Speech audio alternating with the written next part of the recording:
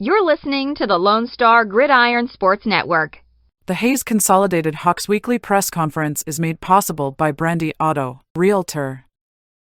If you're looking for a local realtor, think gold and get sold with Brandee Otto Realtor. With Realty One Group Prosper.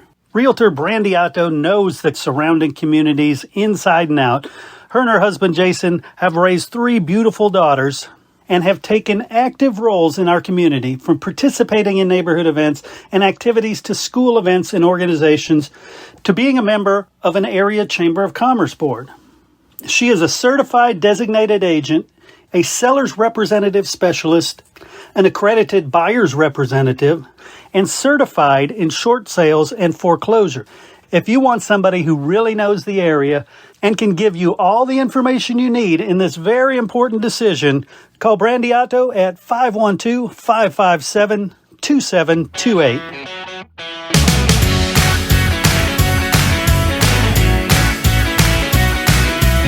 All right, everybody join me in welcoming Coach Les Goad to the show. Coach, first off, congratulations. Good win against Cedar Creek. Well, thank you. Again, our defense really got us rolling in the first half, and offensively we finally got rolling in the second half. So it was one of those kind of games, but really pleased with the kids' effort and glad to come away with a win. Nice. And if you could, talk about that, because, you know, like you said, it was 7-0 at half, and it looked like this is going to be a pretty tight game. That third quarter, things went all your way. Yeah, you know, I felt like we had a lot of opportunities to get the ball rolling in the first half. We started the game with, I believe, a 15-play drive and ended up with the lone touchdown in the first half. But offensively, we just kept, having those youthful mistakes, I guess, where it looks like you got something going and then you don't. And maybe whether it be a penalty or, we threw an interception there on one drive, and some of those kind of things that really kept us from hitting some home runs in the first half. But thank goodness our defense, led by Hayden Jackson's big interception and Caden Richardson with 9 tackles on the night, Josh Murillo 8 tackles on the night, Dylan Lofton with a couple of sacks on the night that really just did a great job. Jose Araya is another linebacker that is a substitute for one of our injured linebackers that came in and had some big plays. So defensively, we've really been doing well and keeping us in the game until we finally figure some things out on offense. Yeah, and it looked like Hayden Jackson, you mentioned him in that interception. You took advantage of him, offense and defense, in this game. Yeah, he had the interception, and then 2 plays later he catches the touchdown pass in the end zone. So he's a two-way player for us. We actually rotate him on offense with a couple of other players. Alex Villalobos is another one that actually had a touchdown catch as well. And but Hayden had that big interception that got the momentum going there in that third quarter. Definitely, and then you hold on for the win. It looks like a pretty lopsided game because of that third quarter. But the defense, talk about them. They did really well. Yeah, if you take a couple of plays out that we gave up in the fourth quarter when we're, substituting and trying to get a lot of people playing time, obviously I think we could have maybe maintained the shutout, but it's about 110 of their yards were on just 2 plays there in that fourth quarter. So if you take those out, it's even more spectacular of a defensive performance on the yardage that you give up and of course the score. But really the main thing in that fourth quarter, once we felt like we got in the right position, was getting some guys some playing time, getting them the opportunity to get some reps in real time. So that's what we took advantage of. Excellent. And talk about the team's health. How did you come out after this game? Well, I don't think we had many new injuries. We had a few guys that were out. One of the things I don't know that's been shared, but Dorian Hill, who was anticipated as returning one of our very top, maybe our number 1 player coming back, he actually hasn't played since the first play against Aikens, which is first play of the game of the season. And but he's going to be out for the year with a knee problem. So we have lost him, but it looks like we're probably going to get some guys back. I'm hoping Chase Massier, who plays both sides but mainly defense. Hopefully he's going to be able to overcome a calf problem that he's had. Mateo Lopez, which is one of our offensive guards, hopefully he'll be back this week, or if not, he should be back early next week. But I think we came out a little better on that end this week, and hopefully getting some guys back that haven't been able to play the last week or two. Excellent. And you've been there a few years now. What is the trend as far as the numbers you have coming out for football? Is it on the rise, staying steady? Is it declining?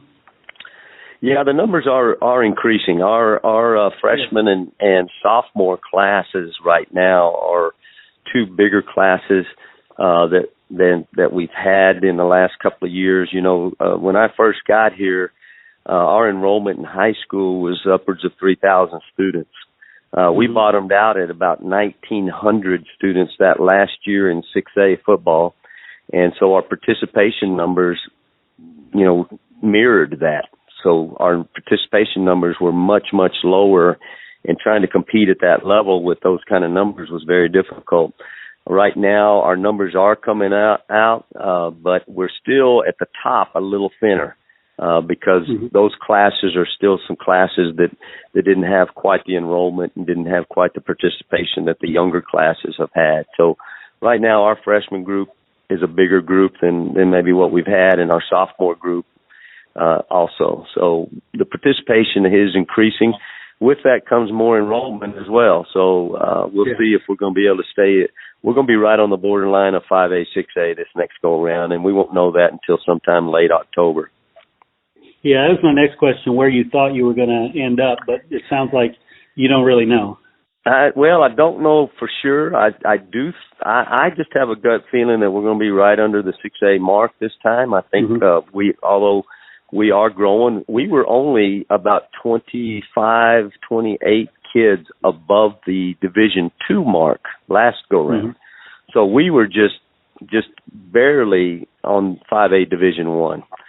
You know, we could easily be playing Division II football right now in 5A, which does make a little bit of a difference. But and obviously the difference between 5A and 6A, there's going to be a little bit of difference.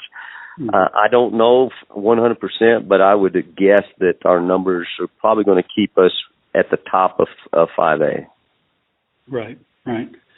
Cool. And let's talk about the focus in practice this week. What is it that you guys are working on? Well, you know, our focus always is just getting better at what we do, you know, blocking and tackling and our footwork, pad level, ball security, coverages, all of that. That is what we really focus on, you know, just trying to become the best individual players and the best team that we can possibly be. But obviously with district game number 1, there's a little bit more focus on preparing for that district race. And but all you can do is take it one play at a time and one game at a time. So our focus on MacArthur. MacArthur's a very improved team over the last couple of years. They look very good. I got to see them live Friday night, and they looked very good defensively, and they got a really, really good quarterback that's doing a great job of keeping plays alive with his feet and has a great arm. So we're just focused on doing what we got to do to get better as a team, but then focused on doing everything we can to prepare for MacArthur. Yeah, and you mentioned they're looking better. What do you expect out of their offense? Well, they're really a spread program, but they like to run a lot of option. But their quarterback is a runner, and every chance he gets, he's going to run the football.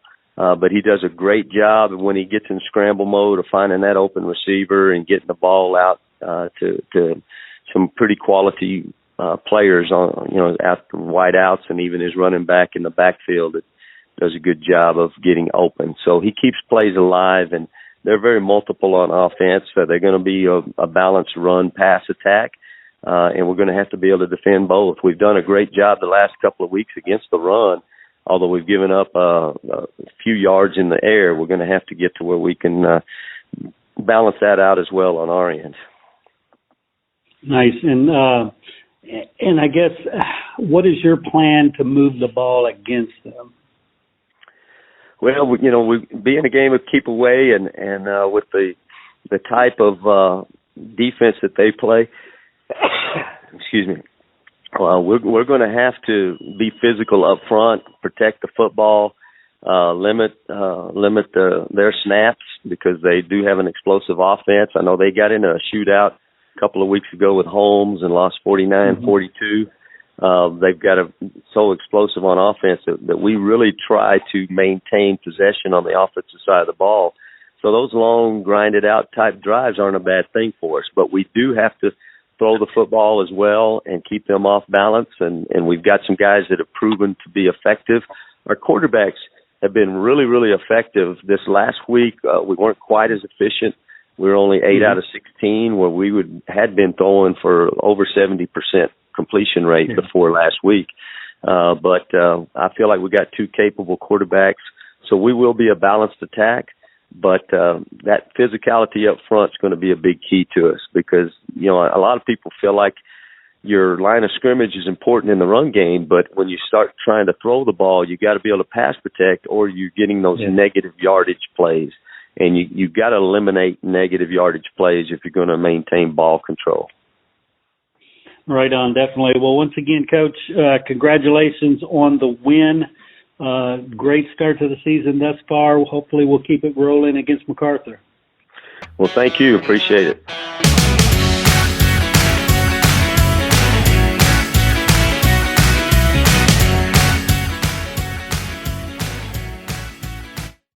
Did you play Texas high school football?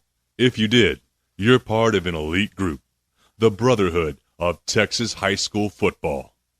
All football players, past and present, who have ever suited up in the Lone Star State are eligible.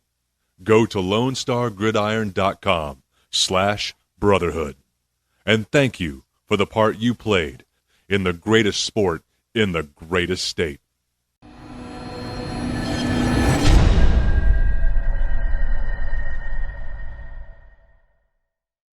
LoneStarGridiron.com. Access the complete history of Texas high school football, over 100 years of information, win-loss records, coaching histories, individual stats, records, and more. Lone Star Gridiron, the authority on Texas high school football.